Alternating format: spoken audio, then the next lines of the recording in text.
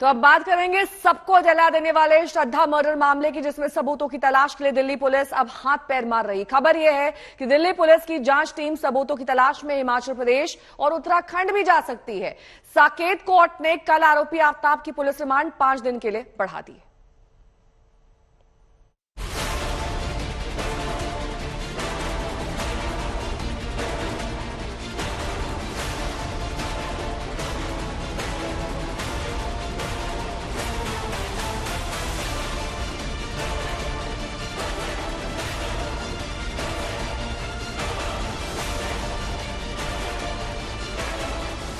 हैवानियत की सारी हदें पार करने वाले आरोपी आफ्ताब का अब एक एक राज खुलने वाला है।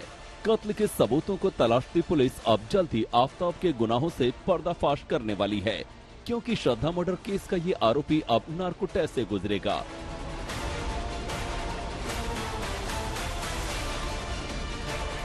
साकेत कोर्ट ने आफ्ताब की पुलिस रिमांड को 5 दिन के लिए बढ़ा दिया है। इसके साथ ही उसके नार्को टेस्ट का रास्ता भी साफ कर दिया है।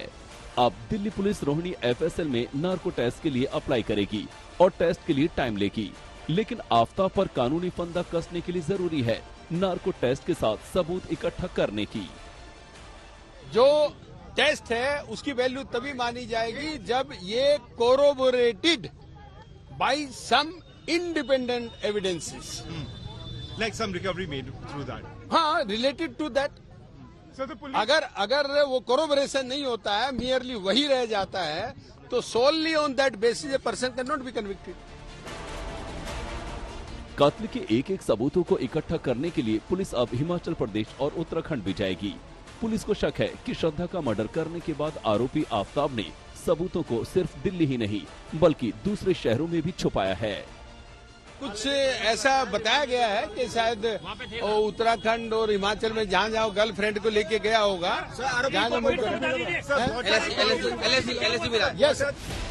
जैसे ही श्रद्धा के मोबाइल फोन को मुंबई में फेंके जाने की बात सामने आई है, वैसे ही कुछ अहम सबूत को हिमाचल प्रदेश में भी छुपाने की आशंका है।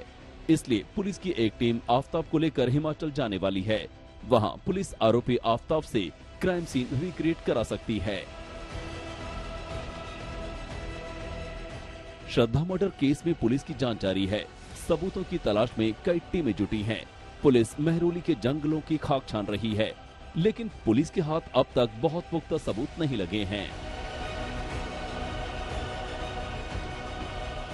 पुलिस की परेशानी इसलिए भी बढ़ती जा रही है क्योंकि आफ्ताब पुलिस को कुछ भी नहीं बता रहा, कुछ बता भी रहा है तो सिर्फ गुमराह करने वाली बातें। ऐसे में पुलिस के सामने यही जंगल बचा है जहां से कुछ ऐसा पुख्ता सबूत मिले जो इस केस में पुलिस का पक्ष मजबूत कर सके। बताया जा रहा है कि आफ्ताब की निशानदेही पर पुलिस ने महरौली के जंगलों से 13 हड्डियां बरामद की हैं। कुल मिलाकर ये केस इस वक्त पूरी तरह से फॉरेंसिक जांच पर ही टिका है। इसीलिए दिल्ली पुलिस ने श्रद्धा के घर वालों के डीएनए सैंपल भी उनकी मर्जी से हासिल कर लिए हैं। अब पुलिस की कोशिश है सबूतों की कड़ी को मुकम्मल बनाने की, ताकि आफ्ताब को जल्द से जल्द कठोर सजा दिलाई जा सके। अरविंद ओझा, हिमांशु मिश्रा और वरुण सिन्हा के साथ आज तक ब्यूरो।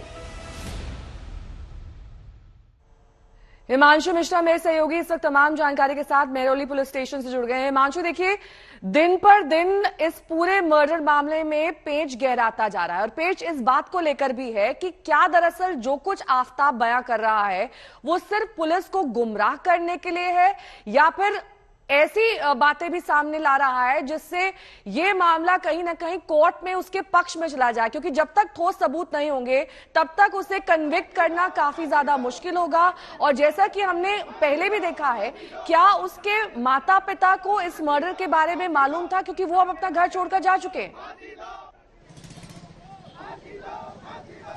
देखिए, बिल्कुल ये चीजें तो तभी कंफर्म हो पाएंगी जब पुलिस उनका बयान दर्ज कर पाएगी, लेकिन पुलिस जो है फिलहाल ये कोशिश कर रही है कि उसके पास जो सर्कमस्टेंशियल एविडेंसेस उनके हाथ लगे हैं, जो टेक्निकल एविडेंसेस हैं, जैसे कि उसके मोबाइल का लोकेशन श्रद्धा के 22 मई के बाद उस इलाके में निकलना, लेकिन इन सबूतों का तभी कोर्ट में फायदा मिल पाएगा जब पुलिस के पास कुछ पुख्ता सबूत उनके हाथ लगे। और सबसे महत्वपूर्ण हो जाता है इस मामले में डीएनए और मर्डर वेपन। इन दोनों के लिए यही वजह है कि पुलिस लगातार तलाश कर रही है और 18 मई के बाद जिन जिन लोकेशंस पर आफताब गया था उन सभी लोकेशंस पर पुलिस मर्डर वेपन की तलाश में घूम रही है, ताकि किसी तरीके से जो वेपन है वो बरामद हो सके, और साथ साथ डीएनए टेस्ट। अब जब ये सारी चीजें पुलिस के हाथ लगेंगी तभी जो सर्कमस्टेंशियल एविडेंसेस है उनको कनेक्ट करके पुलिस इस मामले में आगे बढ़ पाएगी।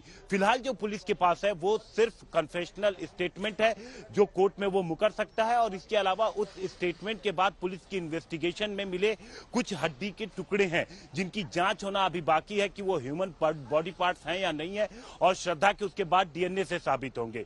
तो इन हड्डी के टुकड़ों के आधार पर पुलिस आगे बढ़ रही है, उस कन्फेशनल स्टेटमेंट के आधार पर इन्वेस्टिगेशन को आगे बढ़ा रही है, और साथ ही साथ जो टेक्निकल सर्विलांस के जरिए पुलिस को जो इंफॉर्मेशन मिली है उससे सबूत जुटाने की कोशिश कर रही है। इस मामले में पुलिस जल्द से जल्द किसी पुख्ता सबूत के इंतजार में है। जब तक पुख्ता सबूत नहीं मिलता तब तक पुलिस के लिए आसान नहीं रहेगा इस मामले में आगे बढ़ना। और पुख्ता सबूत के नाम पर दो चीजें बेहद महत्वपूर्ण है, एक तो श्रद्धा का मोबाइल, दूसरा डीएनए और तीसरा वेपन। इनके मिले बगैर पुलिस का आगे बढ़ पाना बेहद मुश्किल रहेगा।